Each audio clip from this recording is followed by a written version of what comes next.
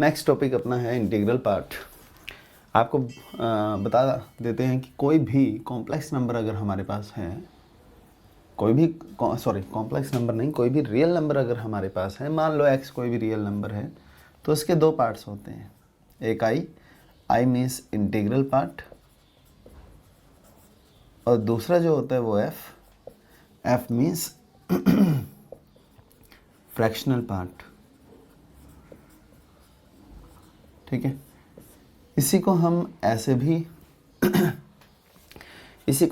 भी कई बार रिप्रेजेंट करते हैं bracketed x। This is integral part, fractional part, this is integral part and this is fractional part. ऐसे भी रिप्रेजेंट करते हैं। मतलब क्या हुआ इसका मतलब क्या होता है कि अगर x कोई रियल नंबर है तो उसके बराबर या उससे जस्ट छोटा जो इंटीजर होगा that is integral part. For example, मान लो x के पास x की वैल्यू 2.9 है, तो इसका मतलब जो इसका इंटीग्रल पार्ट होगा वो 2 होगा, एंड फ्रैक्शनल पार्ट जो होगा, फ्रैक्शनल पार्ट की वैल्यू आप हमेशा फॉर्मूले से कैलकुलेट करें। Fractional part is x minus integral part, यानी कि 2.9 माइनस 2 दैट इज 0.9। ऐसे ही अगर x की वैल्यू माइनस 2.1 है तो इंटीग्रल पार्ट क्या होगी, माइनस 2.1 से जस्ट छोटा, माइनस 2.1 से जस्ट छोटा इंटीजर। ध्यान रखना, माइनस 2.1 से जस्ट छोटा इंटीजर। तो इसे देखकर अपने को लगता है, कई बार जब हम शुरू में इंटीग्रल पार्ट पढ़ते हैं तो अपने को ये लगता है कि इसका इंटीग्रल पार्ट होना चाहिए -2, लेकिन ये गलत है। माइनस 2.1 से जस्ट छोटा इंटीजर यानी कि -3। अब जब आप फ्रैक्शनल पार्ट इसका कैलकुलेट करेंगे तो फ्रैक्शनल पार्ट कैलकुलेट करने के लिए मैंने क्या कहा, आप हमेशा फॉर्मूला अप्लाई करें x माइनस आई यानी कि -2.1 -3, मतलब f की जो वैल्यू है वो है 0.9, f की जो वैल्यू है वो है 0.9। ठीक, तो ये सिचुएशन हमारे पास है, f की वैल्यू 0.9 एंड i की वैल्यू -3। जैसे अगर मैं x को बोलता हूँ x is pi, what is integral part, वो दिख रहा है अपने को, integral part is 3 because pi is 3 point something 22/7, तो 3.14 something, but this is approximate value, तो इंटीग्रल वैल्यू 3 है। अब यहाँ पर अगर फ्रैक्शनल वैल्यू पूछी जाती है तो अधिकतर स्टूडेंट्स इसमें क्या सोचते हैं, वो कहते हैं कि 3.14 is the approximate value of pi, यानी कि फ्रैक्शनल वैल्यू 0.14 होनी चाहिए। ये गलत है। हमेशा फॉर्मूला यूज़ करें x माइनस आई, यानी कि इसे हम पाई -3 ही लिखेंगे, इसे इसी फॉर्म में लिखा जाएगा। तो ये बातें आप ध्यान रखना। इंटीग्रल पार्ट का मतलब क्या हुआ, किसी भी रियल नंबर को हम डेसिमल सिस्टम में लिख सकते हैं। उस केस में रियल नंबर के बराबर या उससे जस्ट छोटा, मान लो रियल नंबर इंटीजर है तो वही उसका इंटीग्रल पार्ट होगा, इंटीजर नहीं है तो उससे जस्ट छोटा जो इंटीजर होगा that will be the integral part of x. इस पर बेस्ड कुछ क्वेश्चंस हम देख लेते हैं। जैसे पहला क्वेश्चन है, ये आपको दिया हुआ है, let x is equals to 5 plus 2√6 whole power n। n is whole number. ठीक है, first part, prove that integral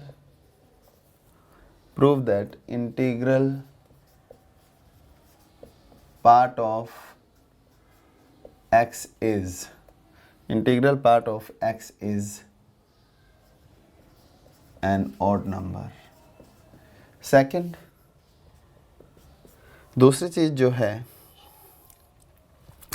वो ये है, second part, find value of x minus x square plus x into what is this, this is integral part.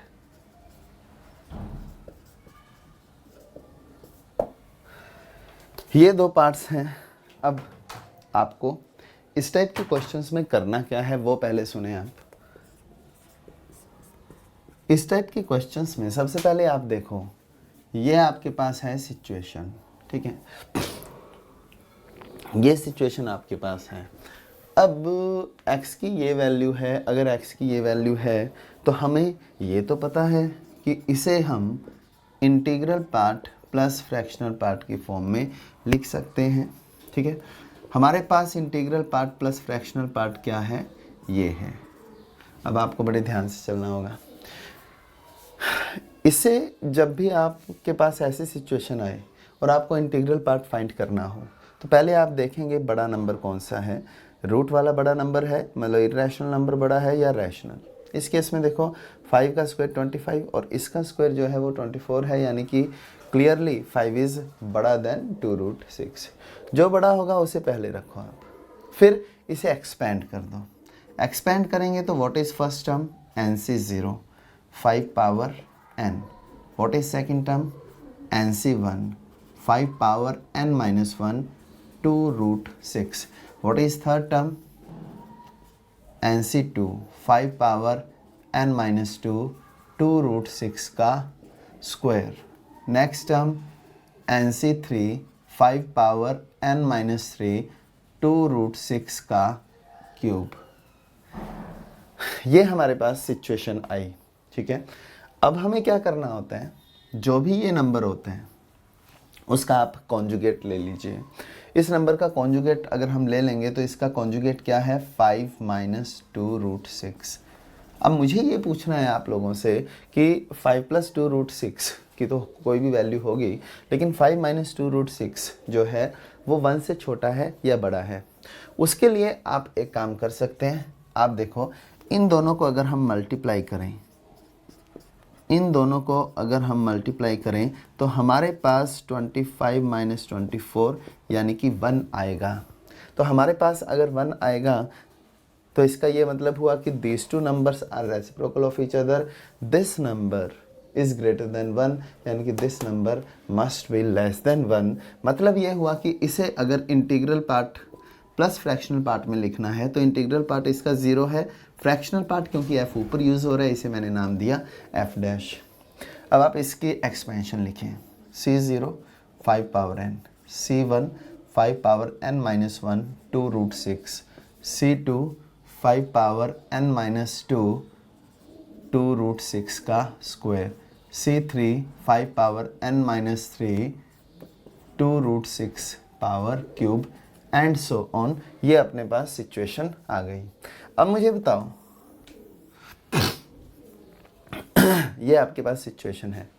अब आपको क्या करना है, आपको इन दोनों को ऐड करना है। ऐड करना है तो I प्लस एफ डैश ये अपने पास आ गया, ठीक है। दोनों को ऐड किया, ये टर्म्स हो रही हैं cancel, this should be negative. तो बचा क्या आपके पास, आपके पास बचता है 2 common, C0 5 power n plus C2 5 power n-2 2√6 and so on. तो this is the situation. 2 into ये हर हालत में इंटीजर होगा। Oh I think there is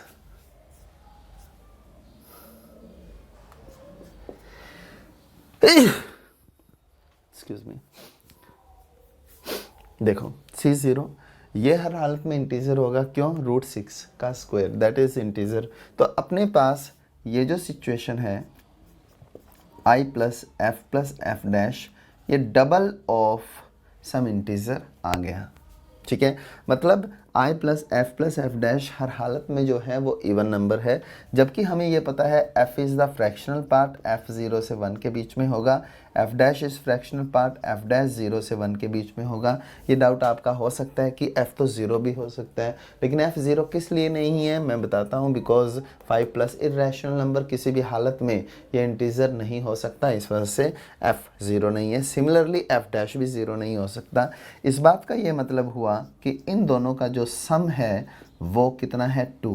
but यहाँ आप ध्यान दें, अब ये इंटीजर है, राइट हैंड साइड पे इंटीजर है, I integer, right hand side पर इंटीजर, यानी कि f plus f dash, I integer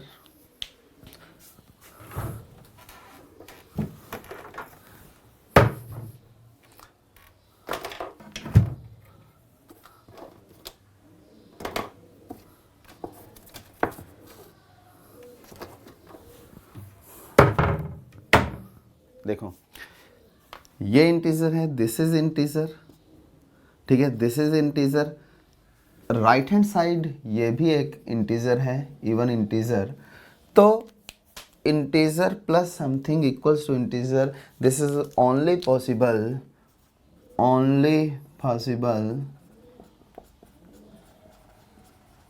when f plus f dash is an integer. लेकिन एक बात क्लियर हो गई कि f प्लस एफ डैश जो है वो एक इंटीजर है जो 0 से 2 के बीच में लाई करता है, ठीक है।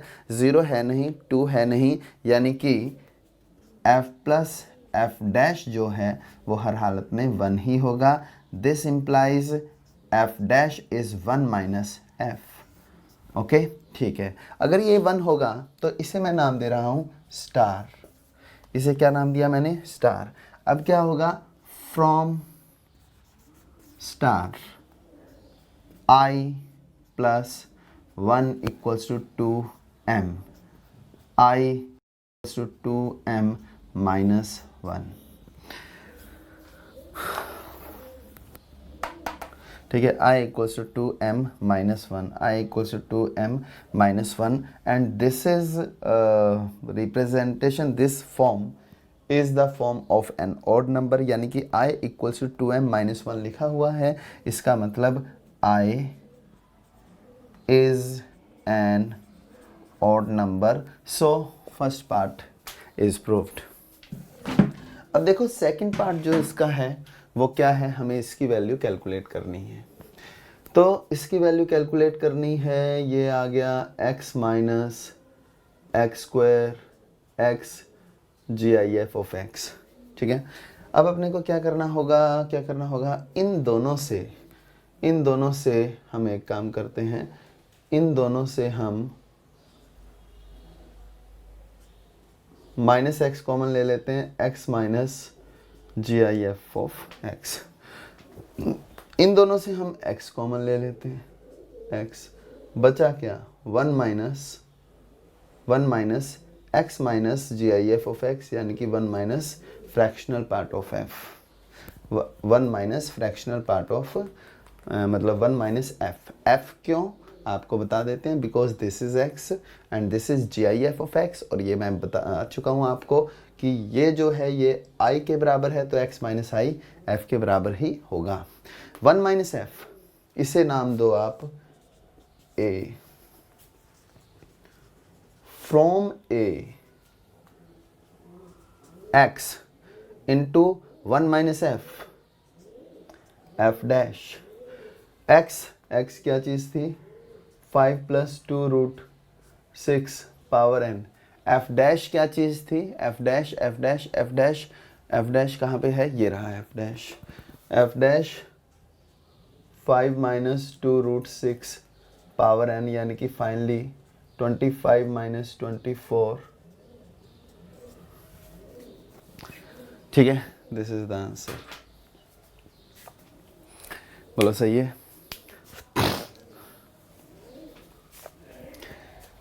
तो क्वेश्चन अच्छा है और आपको समझना है इंटीग्रल पार्ट क्या है। इसका सबसे इम्पोर्टेंट पार्ट ये वाला है कि f प्लस एफ डैश 1 के बराबर होगा, ठीक।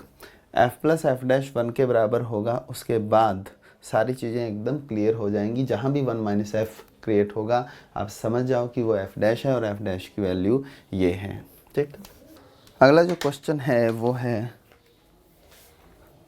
कि इफ़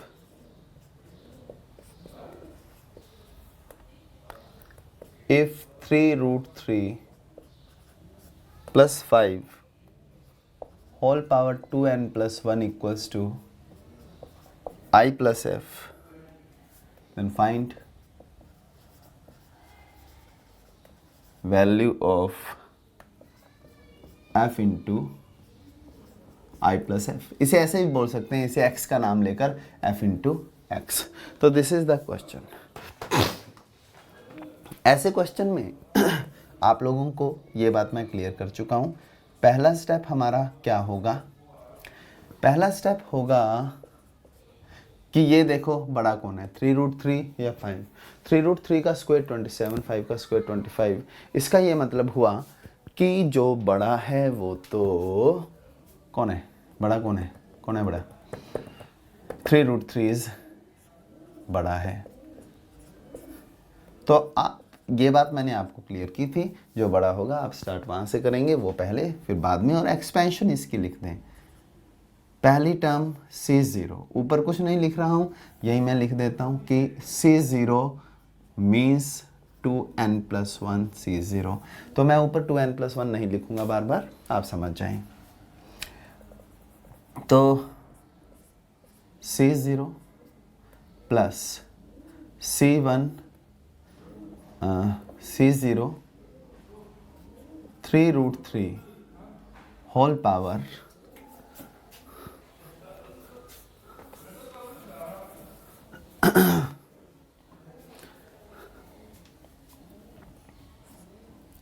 C0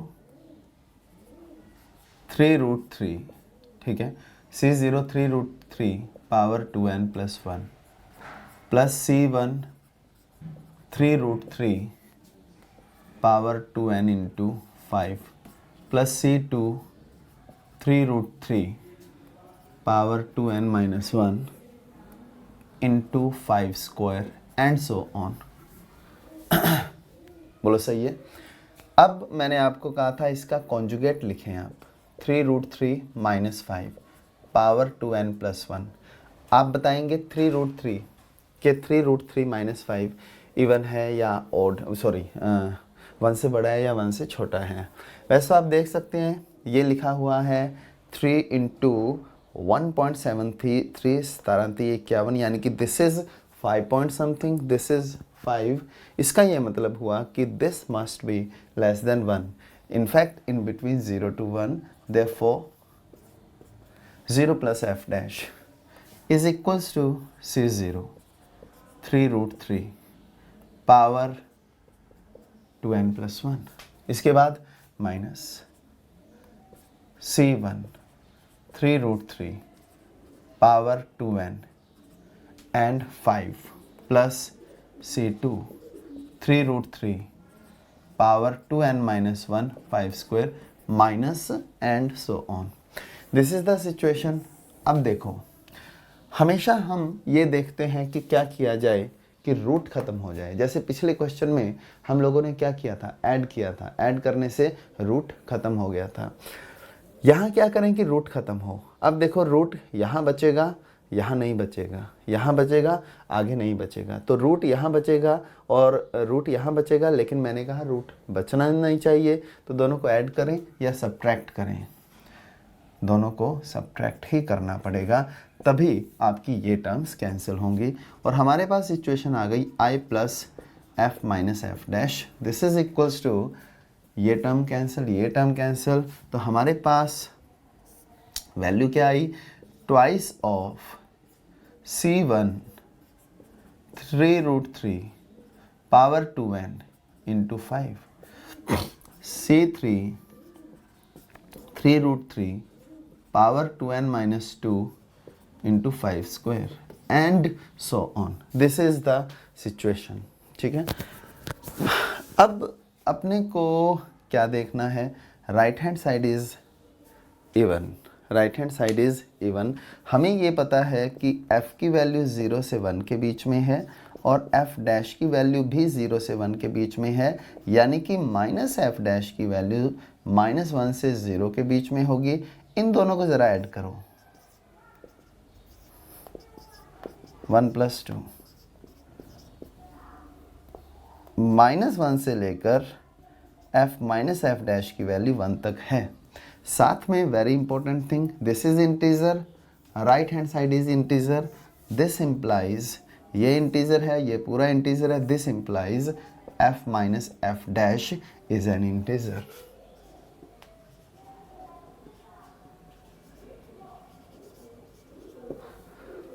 बोलो सही है, this implies f minus F dash is an integer. अब देखो f माइनस एफ डैश अगर इंटीजर है तो आपको क्या करना होगा, क्योंकि f माइनस एफ डैश की वैल्यू -1 से 1 के बीच में है और -1 से 1 के बीच में there is only one integer, only possible if f equals to f dash, only possible if f equals to f dash. मतलब क्या हुआ, मतलब ये हुआ कि f की वैल्यू और f डैश की वैल्यू सेम है। अब आ जाओ जो हमें कैलकुलेट करना है, we have to find the value of f I plus f, but f is f dash I plus f। what is f dash? f dash is 3√3 minus 5 whole power 2n plus 1 and f is 3√3 plus 5 whole power 2n plus 1। तो ये अपने पास कितना आ जाएगा, 27 minus 25 whole power 2n plus 1, ये आ जाएगा 2 power 2n plus 1। This is the answer.